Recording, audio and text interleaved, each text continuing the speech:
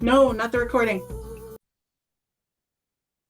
Truly is taking some time with her family today, which is one of the lovely things about doing a collaborative thing like this. So Jess and I, are on our own and been given a day pass. I'm invited on Instagram. Can you invite me again, Jess? I don't think so, Uh-oh. Ruh-roh. but I'll see if I can. So what we're doing is we stream on Zoom and Instagram at the same time to try to give as many people as possible the opportunity to find us. There she is. Hi, Patricia. So Did now you get me? Patricia and I, yes, Patricia Okay. and I are both on Insta. We're both on Zoom. I think we're super official. Hello, friends. I don't know what I did. I'm going to admit that I am like such an old technology user that I don't know how to use Instagram very well. Hold on a minute. I'm going to share my screen. I'm going to turn Jess's music off and we're going to get this party started for real, for real. One moment, please. At this point, Truly would be saying hello. It's good to see everyone. If you wanted to put in chat where you are Zooming from, we are always curious to know where folks are in the world. Okay, now we're really starting. You have it on visual, Patricia. I'm going to end this live and restart it and invite you. Oh, okay. I think that there was an issue that was not specific to you.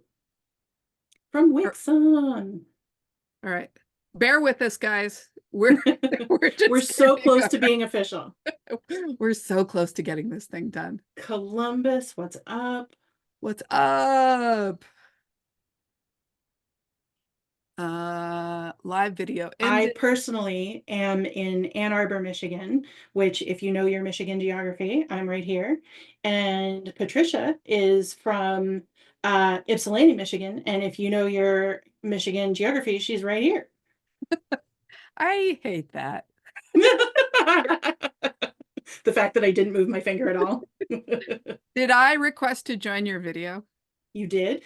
And I said yes. Okay, so we're going to see how that works. All right. Thank you guys for bearing with us. Obviously, Truly is not here. Accepted your request to join the video. Okay, now I'm going to see if I'm there.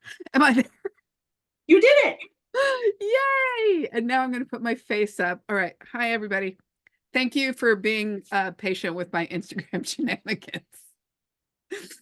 All right. I am on the first page of our what do we call this thing?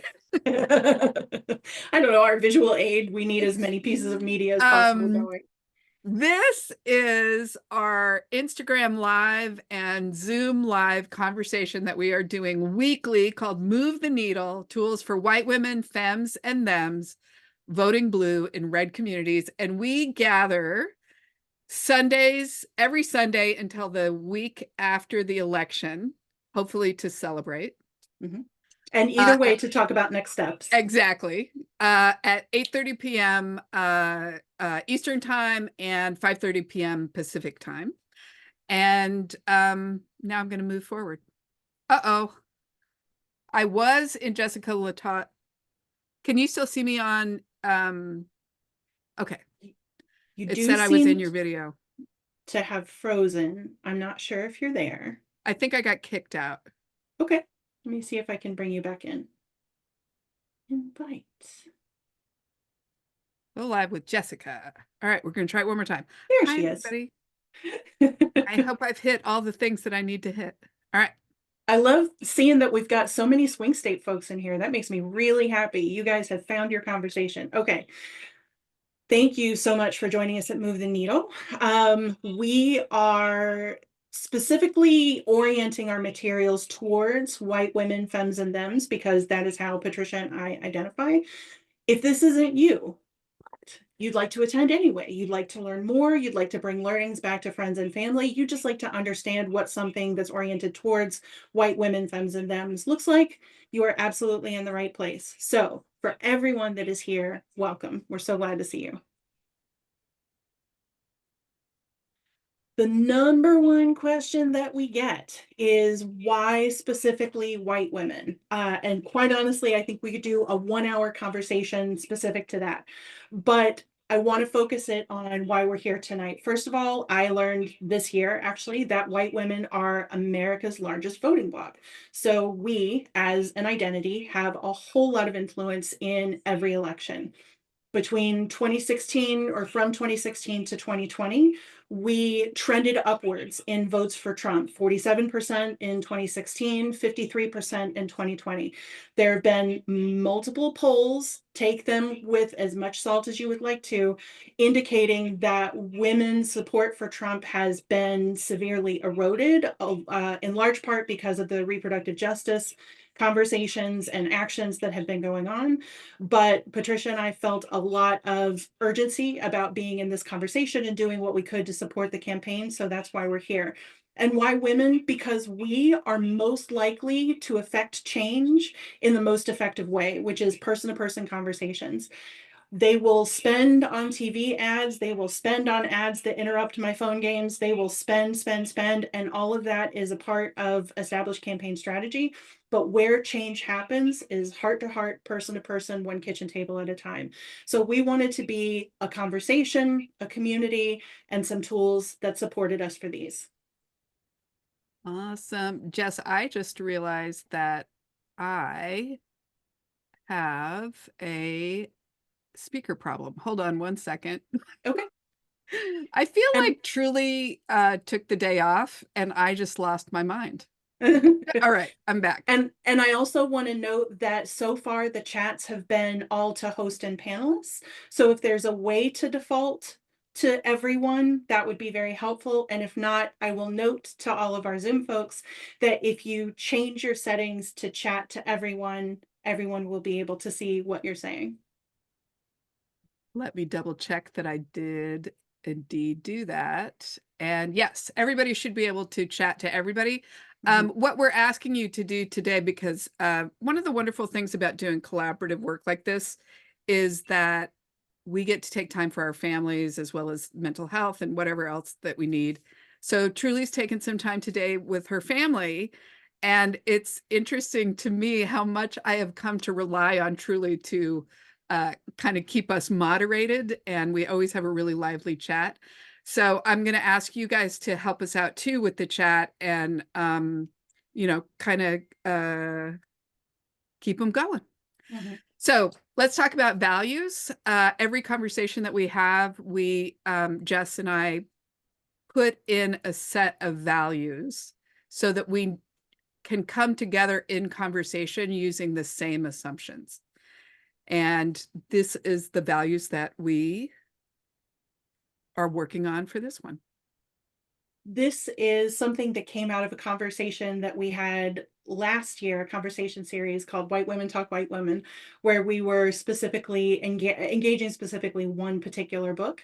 Those working agreements worked really well for that conversation. And we had it on LinkedIn, which was, I think, particularly challenging. And I mean that in the best possible way, because there's no anonymity, there's no, user 53897.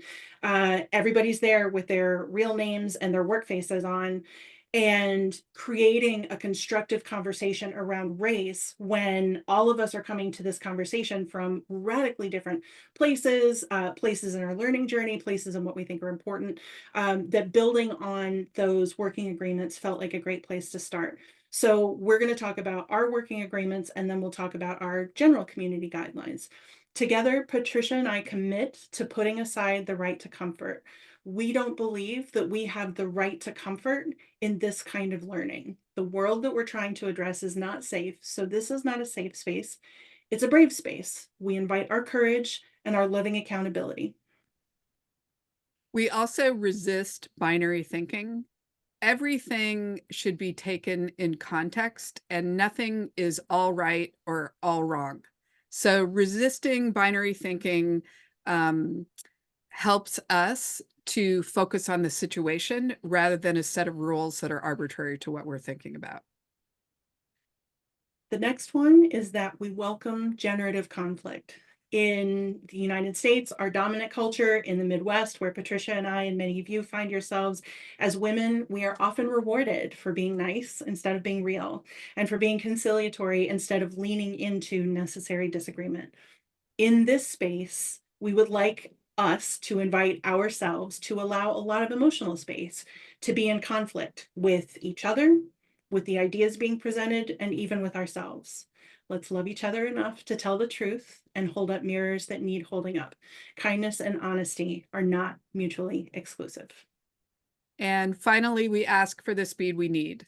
This is not about comfort, but this is about listening to reflect rather than just respond. So for me, myself, I have found that pausing in my responses, particularly when I'm in a difficult conversation, has deepened my level of communication because I'm actually having a thoughtful, reflective response that is steeped in deep listening. So asking for the speed we need is one of our values as well. We're going to say this so many times tonight. Truly, we miss you. and not just for like what she does for us. Like, she is a beautiful another leg to this tripod stool, but she's also so lovely in encouraging community and encouraging conversation. So I'm going to create these agreements, but I would also like to place an invitation for folks to be able to talk with each other, for folks to be creating conversation. Feel free to answer each other's questions. Feel free to share each other's stories. We are not the experts here. We are just white women who are sharing what we know and inviting questions, especially today. And learning together with you. Learning together. We are always learners in this space. So for this community, we ask that you keep comments on topic and that we keep the conversation respectful. We just invited generative conflict, and I'm happy for us to lean into that. Let's just make sure that we're making this conversation as constructive as possible. If you have any other working agreements that you can think of for this space, we welcome them. Our friends on Insta, our friends on Zoom, happy to share across the spaces. But again, feel free to talk to one another as well. And on Instagram, we will be watching the comments. Just so you know what's up on Instagram, we're actually on Zoom looking at some slides, but we'll make sure to speak everything that we are talking about so that nobody's lost. Our beloved moderator and third colleague, Truly Render, is not with us tonight. She is tending to family, and I'm glad that she has the opportunity to do that. Please, if you can, send love and supportive energy her way. I know that it would help. And again, please help support each other in the chat. And Truly, she describes herself as a community member, and I'm here as a white woman. Both are true. She's also an avid reader, somebody who has been very active in her own learning around her racial identity, and someone who is in a lot of community with conservative voters, conservative community members, and is constantly challenging herself to have more and more respectful conversations. Truly says she's here to learn, but I feel like I learned so much from when Truly talks about, like, Thanksgiving, for example, and how things went. So I'm going to introduce myself, but first I want to say something about the community of the three of us. We all met in a wonderful program here in Southeast Michigan, put on by Nonprofit Enterprise at Work, called Champions for Change. I can highly recommend it. It certainly changed my life and has spawned conversations like this that we have had together that we decided to expand into a larger community. So that being said, I am Patricia Berry. I am a white, cis, hetero woman.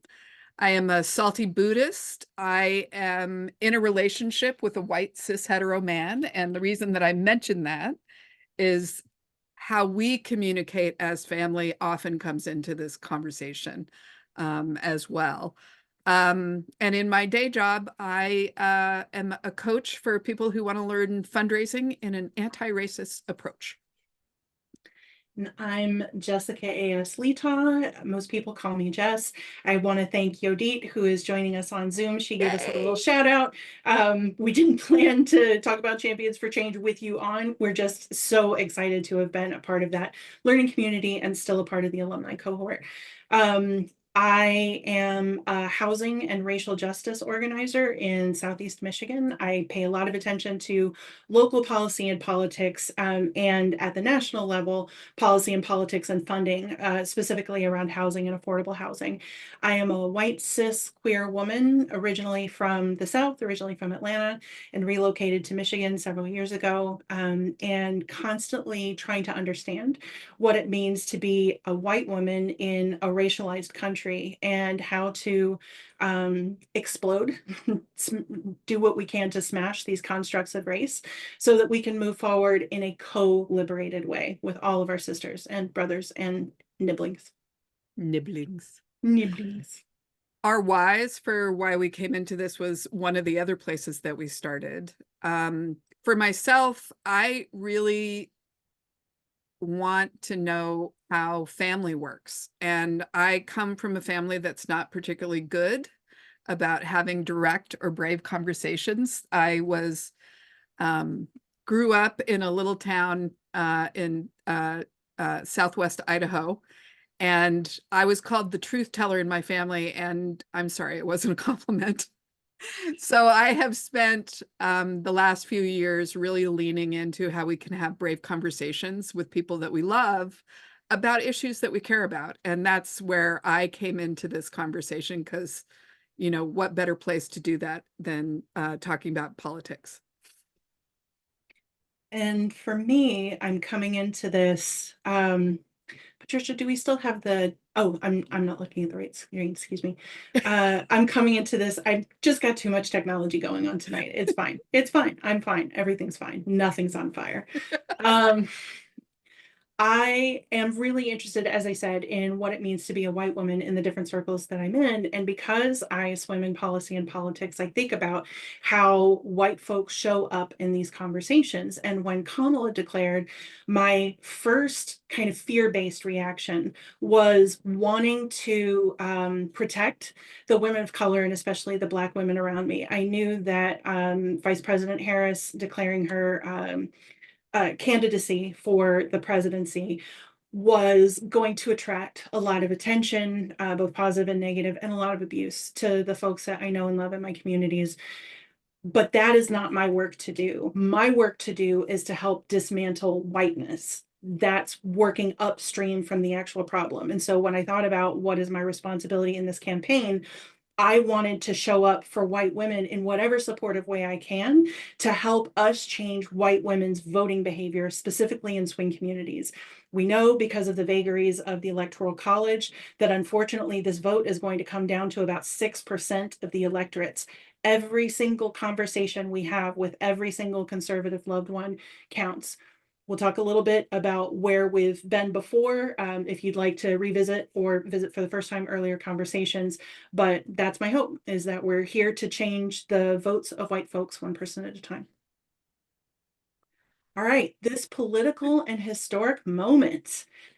The vice presidential debate is on Tuesday. Oh my gosh. Have you been seeing the ads that if you donate to the campaign that you'll get his hot dish recipe? No, I'm that's saying this to hilarious. Michigan people.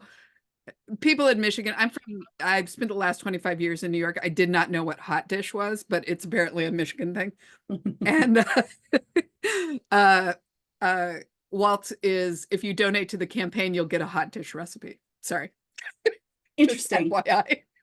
I love that that's coming on the heels of our conversation a couple of weeks ago, politics at the cookout, where we subsequently shared a recipe. So now I want to know about recipes and politics. If you guys were to share a recipe that makes you think of this campaign season, I wonder what that would be.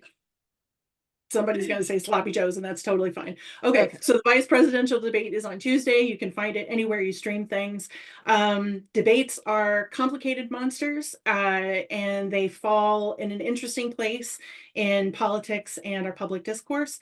But if this is the kind of thing that you're interested in and you want to kind of get ahead of what all of the talking heads and all of the analysis starting Wednesday and moving forward, then you can watch it on Tuesday. Also, absentee ballots have started going out. Make sure you and your loved ones have voting plans. Michigan started dropping absentee ballots last Friday. So, super exciting. You can vote early, you can vote on time. There's so many safe and valid ways to participate in the election, but just make sure you have your voting plan. I have a question though. Yes. If you haven't requested an absentee ballot, is it too late? This is different from state to state. Okay. Speaking for Michigan, no, it's not. Okay. You can also, in addition to, and again, this is specific to Michigan, if you'd like to understand the voting process in your state, go to vote.gov, that's vote.gov, and you will get the full rundown. You can also check out your Secretary of State. That's who manages elections in every state. In Michigan, in addition to requesting an absentee ballot, there is voting at your, in Ann Arbor, the city clerk's office. I think your local municipality, the clerk or the seat or something like that, you can actually submit your vote in person before election day. So there are a lot of ways to participate in the election that aren't necessarily showing up on November 5th and casting your ballot, but you can also do that too. Thanks. In addition, it's a great question, appreciate you. I wanted to highlight this last week's conversation at Women Wednesdays. This is the Women for Harris group that's been meeting every Wednesday evening since, I believe, the week after she declared her candidacy. It's a powerful group. There are so many speakers and contributors every week. The theme for this last week was self-care. And I want to remind us that the person who coined the term was Audre Lorde, and she had some very specific things that she meant by it that were spiritual and kind of sustaining energy in nature, less so the bath bomb and spa treatment kind of orientation that we had. Somebody called it the goopification of self-care that we have more recently, but this conversation was really a reminder that we're about halfway through from when she declared to when we're going to find out the result of the campaign, a result of the votes. And now is a good time to really check in, make sure you're not burning out, make sure you're not exhausted. If you're not sure if you're participating enough, now is also a good time to step up a little bit more. I guarantee in your community, there's phone banking and canvassing that needs to be done. But again, what we're here for are the kitchen table conversations, the one-on-ones that can be really tricky with your mom, with your Uncle Clive, with your tricky cousin. We want to make it as we want to give you as many tools and as much strength as possible to be able to go into those conversations with safety and confidence. So, all of that being said, this is a great time for self-care and just noting kind of where you are in the campaign and what you're going to need for the next 37, 36 days. You just take a breath on the 36 days. Appreciate you. So this is part of a series, and I just want to give everybody a little shout out for sticking with us, because we've done really a lot of deep work. So we went from boundaries to loving agreements, talking about deep listening, telling a story to begin to change somebody's mind that is a story that's very personal. I still am thinking a lot about the storytelling episode that we did. Politics at the barbecue, apathetic and protest voters, and misogynoir. Well done. Did I pronounce it right? 100%. You can find all of these on my YouTube channel, and I think Jess has put the link in the chat. But it's the Salty Fundraiser on YouTube. Or Patricia Berry. I think you can find them in both places. We put every episode, every recording out there so you can catch up if you have some that you've missed. And now, the Q&A episode. We have arrived to the juice of the juice, which is you. Every conversation, we've had a lot of questions, a lot of really, I think, tender stories shared. what I've felt, Patricia, is a pain around folks who have tried to connect with neighbors, tried to connect with family members. Some of the biggest pain that I've heard is trying to connect with parents and not necessarily knowing how to do that in a respectful, loving way that also aligns with your values. And again, I'm here to say we're not here as experts. We're here as people with lives and relationships who are learning, and really glad to be learning along with you. So we wanted to take some time for our own questions, for you guys' questions. So please, anything that you have about the campaign, it would be great to not get into very specifics on policy tonight, mostly because that's not what we're here for, but we can help point to resources if that's what you're looking for.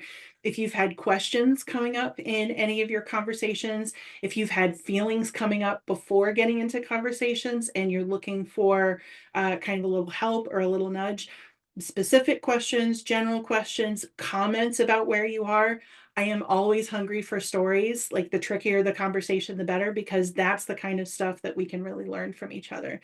So, Patricia, I wonder if you and I can start with a couple of our own questions while folks are thinking about if there's anything they'd like to put in chat. Yes.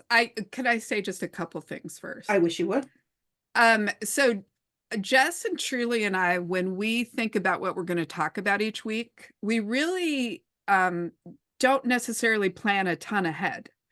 And the reason that we do that is we want to see what's starting to come up, to see, what it is that becomes burning questions for us, and influenced very heavily by what the audience and what the email feedback is. One of the things I just want to go back to, and I know that Jess has already talked about it, but it is hands down the most often the question I get. It sounds like the most often the question that Jess gets, which is why white women? And I want to give an additional answer from my perspective that I use. White women do not have a traditionally collaborative culture. And one of the things that Jess and I did this year is read a book, and now I've just blanked on it. The White Women on White Women, which is a conversation series that we just did, and Syra Rao. Mm-hmm. And And Regina, why am I blanking on it? Because it's her Sunday first night. name's Regina. I forget her last name. I'm going to find it and I'll send it in the email to Jackson. everybody. Yeah, Regina Jackson. But one of the powerful chapters that we read in there was talking about how divisive often white women culture is because of all the machinations that were going on, and it's one of the reasons that I think that co-liberation is really important, because there is something that we need to be freed of deeply.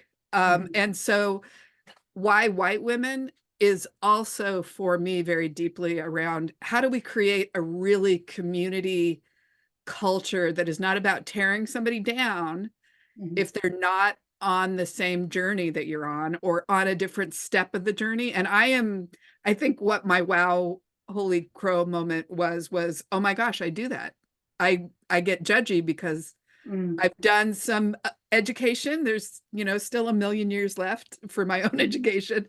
And I was getting judgy about white women who are at a different part of their journey, which was where I was at. And so that was one of the questions that I wanted to just bring up at the beginning about why white women.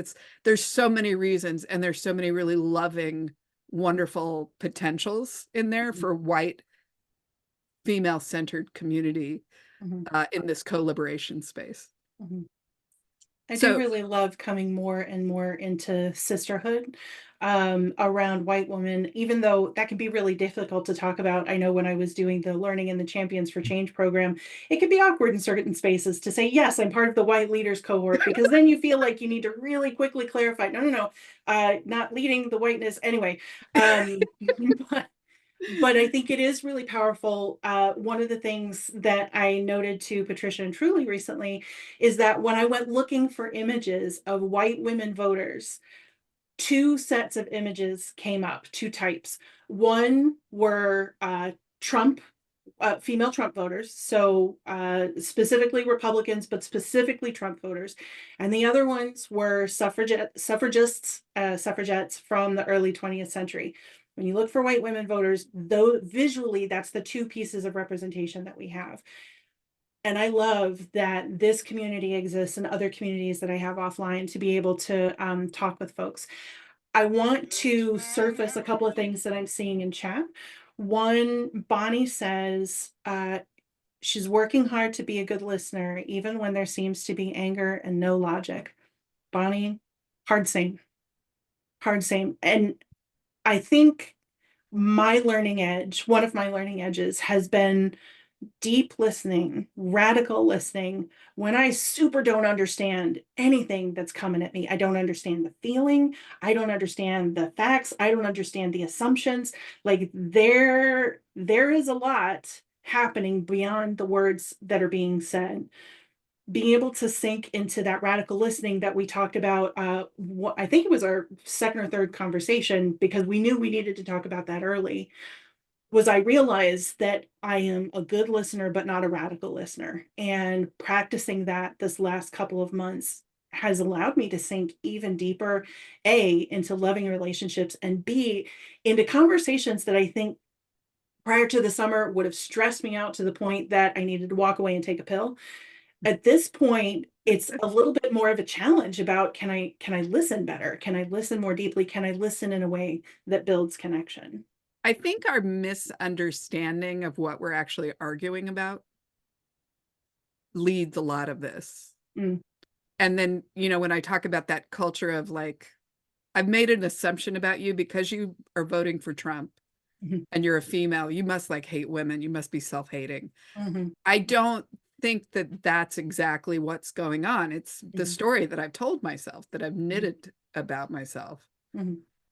But I think, and we really welcome if you guys have questions in the chat, please shoot them in.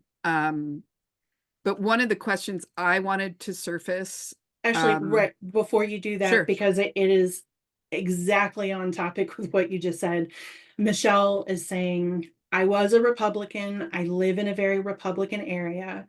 I find that women are in denial or, quote, don't follow politics. That's a really good point. They have always voted GOP and they don't realize how extreme Republicans have become. And I would say a specific strain of Republicans, not the entire party, not all voters. In fact, there's some really interesting messaging that Indivisible Rural has been doing, distinguishing between, and I'm spacing on the exact phrasing, but it's something along the lines of like normal Republicans and MAGA Republicans. And essentially what they're saying is there are folks who are having meaningful conversations around policy and connection and that aren't necessarily headed straight towards, bombast and violence and all of these things.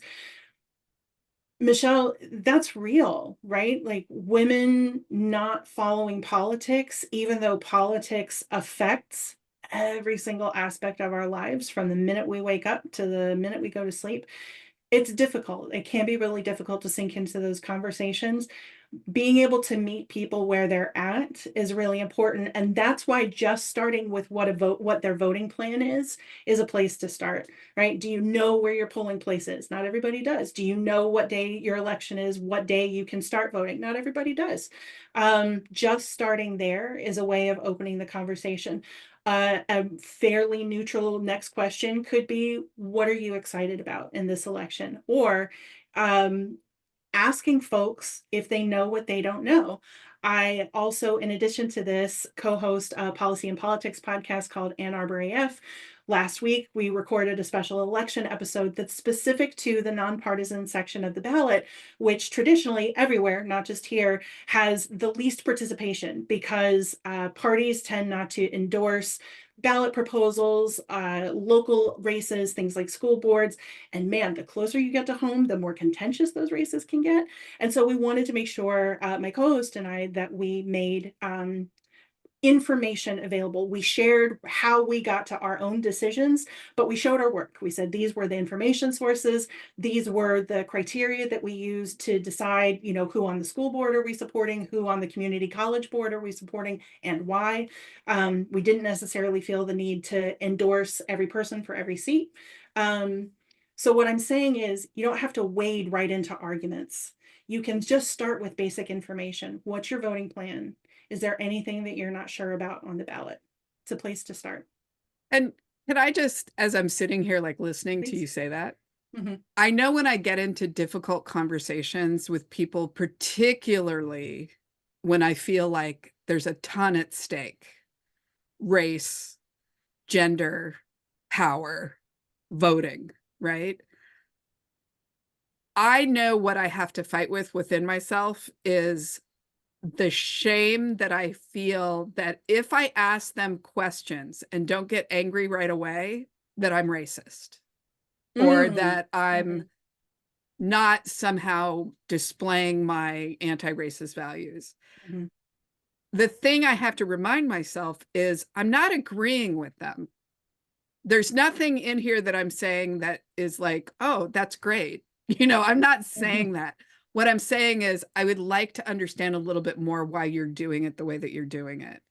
But I recognize what the nice white lady switch is for me in those conversations of wanting to fight and change their mind is me not wanting to appear racist, Mm. whether to myself or somebody else sitting at the table or whatever, when in reality, like being curious doesn't mean that you're agreeing. Mhm. I also really appreciate as I've wandered in circles that are doing a lot more nuanced listening and talking that I think we hear about in mainstream conversations. Y'all, it's 9:06. I forgot where I was going with that sentence. Anyway, I agree with everything that Patricia just said. Well, I Okay, think that it goes was great. to kind of the somatics that we're talking about in these conversations is recognize when you're getting tight, Mhm. and Mhm. then try to loosen. And instead of operating from the tightness, right, which is like Mhm. a bowstring, right? You're ready Mhm. to I shoot that remember what I was arrow. gonna say. Mhm. Perhaps, pause and ask the question. I remember what I was gonna say. Let me say it What before I was it? Go, go, forget. go. I'm I asking for support the you. You speed can I do it. need. Um, in wandering in these more nuanced circles, as I mentioned earlier, I live in Ann Arbor, which is a fairly extremely blue echo chamber. Somebody once said, "If gardening is if politics is a garden, Ann Arbor is just species of tomato," and I think for the most part that's true. That is a knowing laugh right there, friend. Tomatoes and Subarus. Yes, Welcome. that's right. I would love a Subaru garden, by the way. But in wandering in these more nuanced circles, what I've come to understand is that a lot of Democrats have a reputation, fairly well deserved, I will admit, of being kind of know it all, smug jerks in these conversations. If you don't agree with me, you are not only wrong, you are a bad person and the country is going to hell.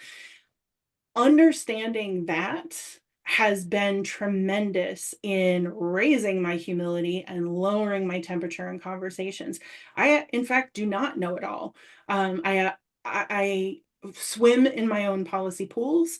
I do what I can to pay attention, and there's so much more that I don't know than that I do. And so again, going back to that radical listening piece, that's been really key for me in continuing to engage in harder and harder conversations, especially in the intimate circles. I will say I love this community and I love these conversations. I feel like I get little universe winks on a regular basis about this is where I'm supposed to be right now. A cousin of mine, a fairly conservative cousin of mine, texted me a couple of days ago and she said, "I see your Move the Needle. I've watched a couple of your conversations and I just want to say I really appreciate what you're doing. I disagree. You know that we disagree politically, you know, what we're going to put I on the hate ballot." everything that you're doing, but I love that you're doing it. That's right.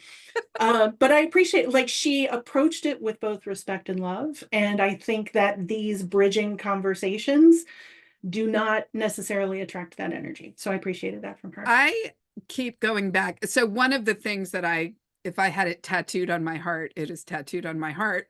Mhm. Love and accountability. Like Mhm. to express your love for somebody does not mean that you have to agree with them. Mhm. Mhm. And a lot of times Right. our most painful viewpoints come from come from pain. So I can understand and be compassionate about without agreeing with you or without with giving you boundaries too. And I think that's such a hard thing, particularly right now that we've come out of the pandemic's echo chamber where we only agree with people, and we did it all online so we could easily block them and we don't have to listen to that kind of thing. Yeah. Mhm. Any questions in the chat that we want to lift up? We are caught up. And I interrupted you a few minutes ago about a question that you wanted to pose. And so I'd love to come back to that. This is my burning question. Humans of Zoom and Instagram. When is it not my work? I am struggling with that. I got 90% of the stuff that we get in mailbox and in the comments and even online is really positive, even if people don't agree with us. But I'll tell you, every once in a while I get landed on by somebody that wants to tell me something that is really like, it's not in good faith. I'm trying to decide whether to actually give this as the real example. Don't. Nope. Okay. So when is it not my work to engage with somebody who is very clearly not coming at this from love and accountability too? Mm-hmm. They're coming at it from shame and power.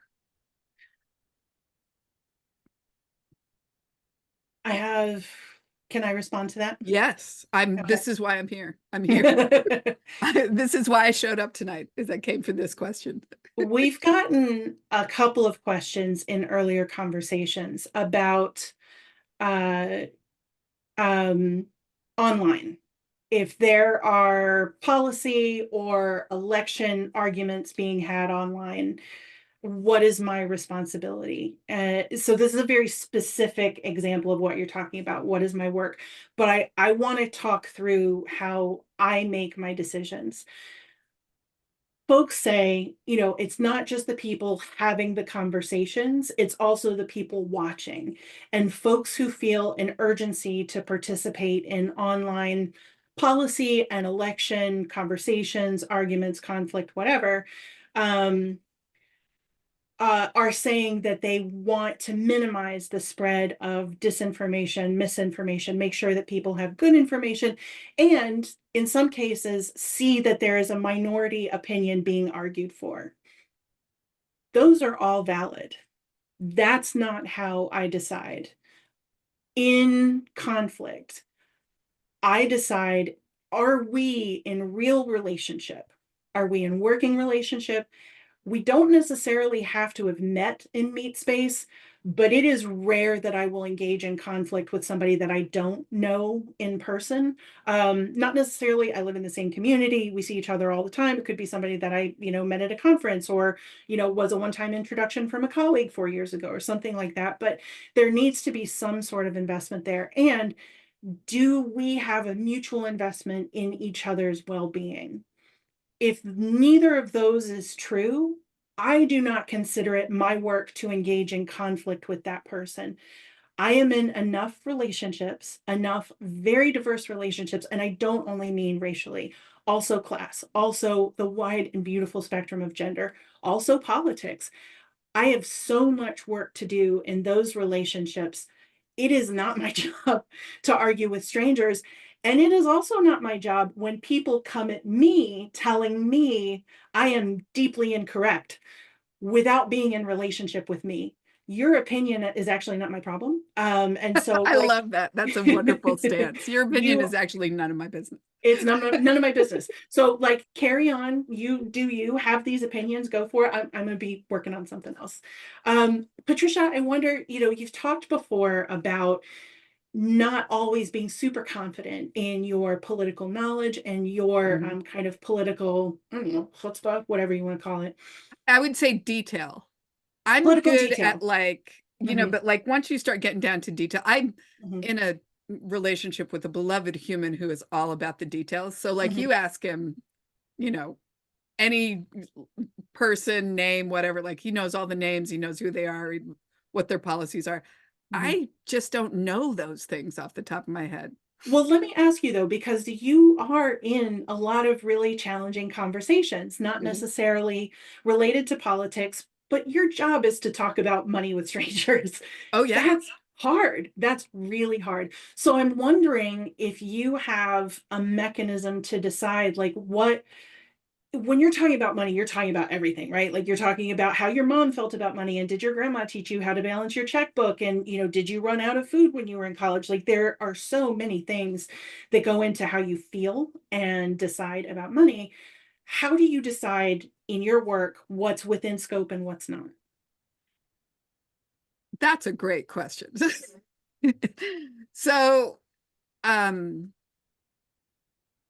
I'm going to also try to tie that to politics because I want to stay on topic. I can talk Mhm. about my fundraising thoughts and feelings till the cows come home. Right. When I am in conversation with somebody about money or politics, it's kind of like I want to reflect a little bit on what you said just to make sure that I understood it, right? Mhm. Are they in community with me? Mhm. Are they actually acting in good faith?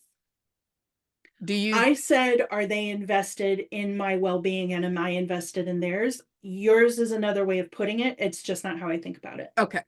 So I just want to make sure that I'm understanding Mhm. that. I think about that, and it's one of those things that when I work for large institutions, people don't always understand what I'm doing because I don't mess around with somebody who is playing a game with me. Right. I go on to the person that actually wants to give money because they believe in this vision and they're ready to go. Mhm. Um, and it's one of those things that not all conversations are my conversations. Maybe there's a better fundraiser for you. Maybe there's a better person to stand in front of you and talk politics. Maybe I'm not that person. So I think if I think about what is the common denominator there is just literally asking myself, is this my conversation? If somebody is, and I don't know if this is, I'm the child of a complicated father. A lot of fundraisers are. Mhm. So we have a little bit of a sixth sense, right? When people are not necessarily being direct with us, but are Mhm. perhaps leading us on a game Mhm. or doing something that's just not transparent. And I have a tendency just to wander away from those conversations, even in fundraising. Because in fundraising, we've been transparent with each other, hopefully, and I've asked you directly, and you'll either say yes or no or maybe. But if you're kind of not saying anything, but asking me to give you something and making it really hard for me to kind of like fulfill this mission, I don't know that I'm answering your question very well. I think Really honestly you're honest. kind of answering your own question, which is, When is it my work? yeah, you're I'll kind tell of you why I can do that so quickly in fundraising mhm. and why I have a harder time doing it kind of like in my activism and political life. Because I do carry in the back of my mind, am I dumping this conversation for comfort? Yes, right. So I have to sit with it. And I think, is Mhm. it really anything that I can change? Mhm. Or is it something that I'm just running away from because it makes me uncomfortable? Mhm. So I would say how I enter those conversations, even if I don't know what I'm talking about, is with curiosity and humility, You do. Mhm. and transparency. Mhm. I'll literally say, I don't know who the mayor of New York is today, but I understand. Mhm. I'm not sure anybody knows who the mayor of New York is I today. was surprised about him. He got into trouble. But, I lived for 25 years in New York, and it kind of kills me that 15 years later, I don't know who the mayor of New York is. And that's kind of like but I recognize too that that's white supremacist detail culture messing with me, Mm, right? We mhm. need some facts. So Yep. how do I balance the facts and we're just having a conversation here? Like the prove it mentality is always stuff that freaks me out. Mm-hmm. Anyway, I don't know that I answered that question. It was an interesting exploration, and I know it's one that continues to come up for you. Oh, So all the time. Do yeah, I I'm glad we engage talked with about this it. person or do I let this go? Mhm. So here's one that I'm curious about for you and for anybody if they're interested to share in chat. Um, a transformation moment in your racial learning journey, your understanding of yourself as a white woman.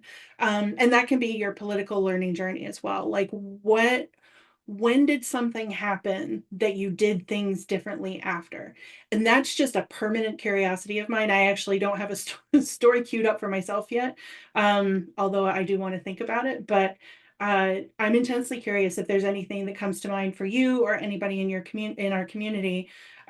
What's a transformation moment for you in your specifically around your white identity, either as a person or in your politics?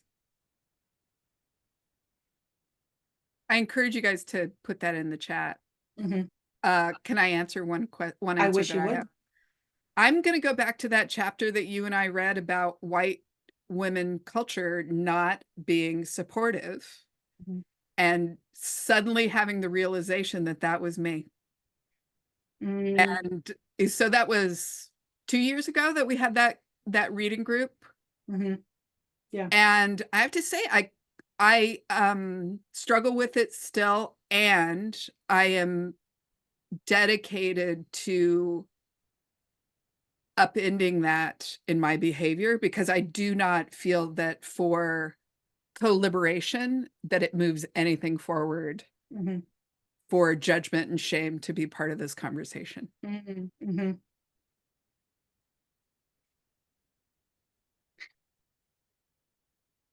One of my most intense learning moments of the last few years, I was in a working group of mostly I would say 80% white folks and 20% Black folks, not just people of color, but Black folks. And of the white folks, most of us were women. So it was a particular dynamic. It was a specifically racialized project working on Black history with respect to housing. And the dynamics were not always comfortable, necessarily so. We were leaning into generative conflict in some of those conversations. There, there was one conversation that was particularly tricky where one of my white women colleagues said, "This is feeling really hot. I need to sit with this, and I'll come back privately and speak to, the Black women on the team." The Black woman on the team circled back to this woman and to me in particular and said, "This is actually something that y'all do on a regular basis. You tap out, you tap the comfort button, you say, I'm not going to participate now. I'm going to wait until I'm comfortable and then come back and do this in person." I can't tell you how many times I've said a version of that. I'm feeling really anxious right now. My mind is really blurry. It's hard to be tracking what's going on right now. So I'm gonna, go off into my quiet corner, think, and come back. I'm mindful that I'm saying this in the conversation where one of our four cornerstones is ask for the speed we need. But what I was actually doing was prioritizing my comfort over other people's safety in specific conversations.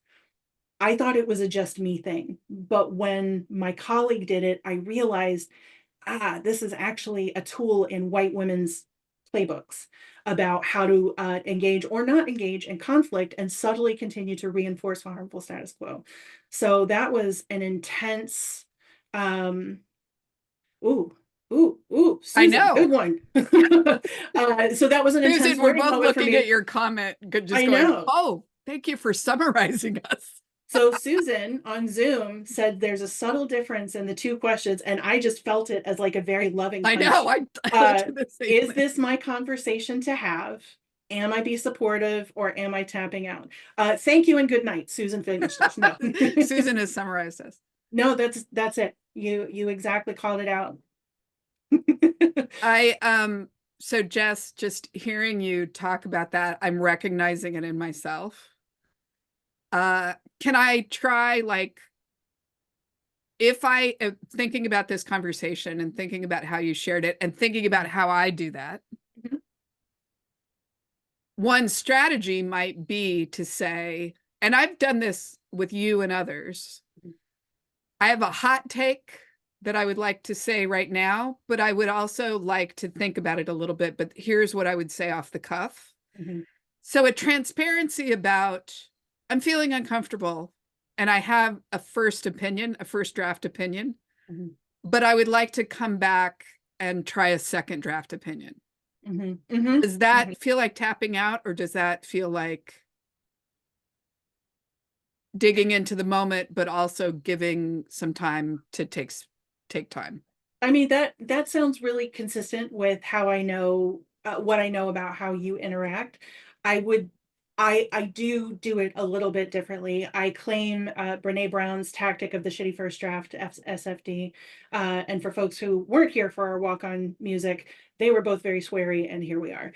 But I claim the shitty first draft, and I'm like, I feel I'm in an uncomfortable moment, so I'm just naming in a way that doesn't make that the About you. problem of the people around me. Yeah. So I'm in an uncomfortable moment. I'm working to identify what that is. My shitty first draft response to that is blah blah blah.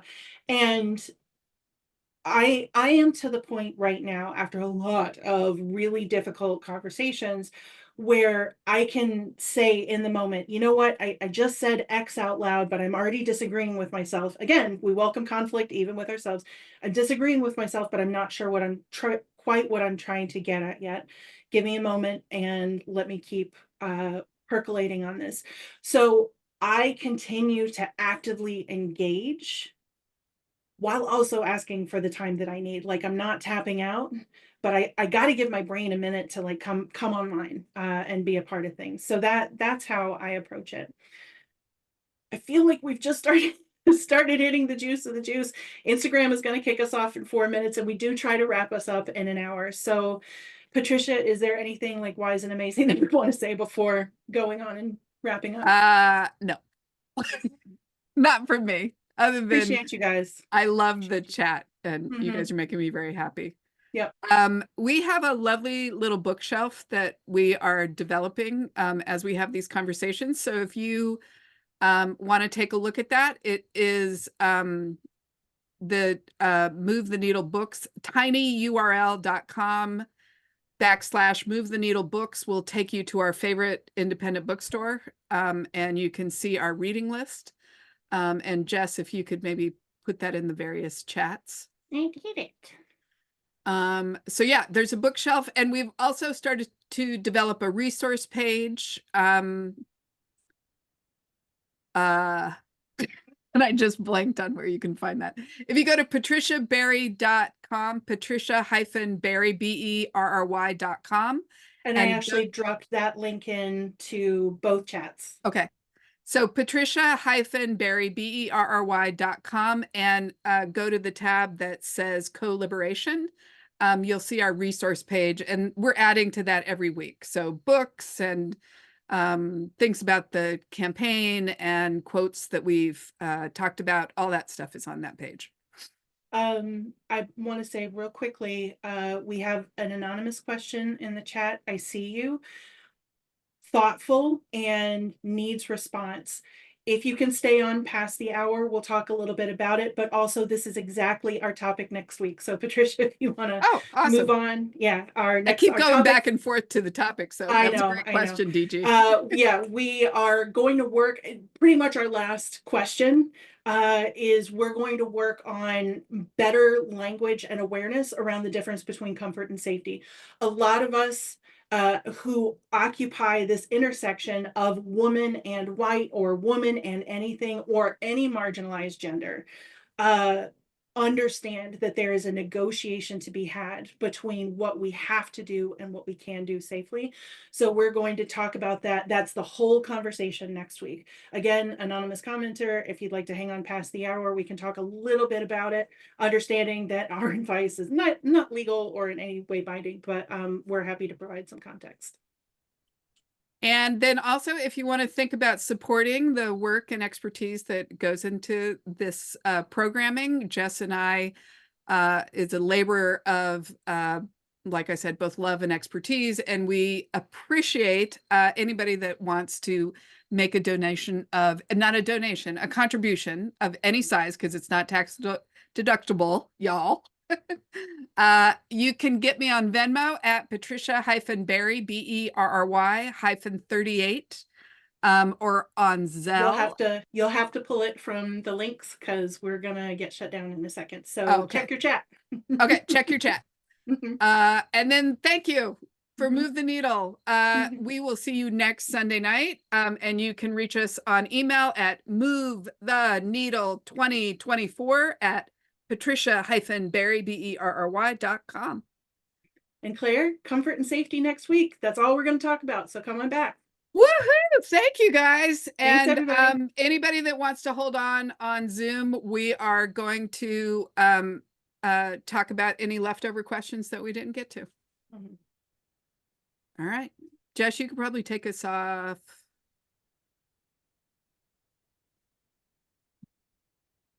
I'm going to stop sharing my Thanks, screen. Susan. How about you also stop recording? That's a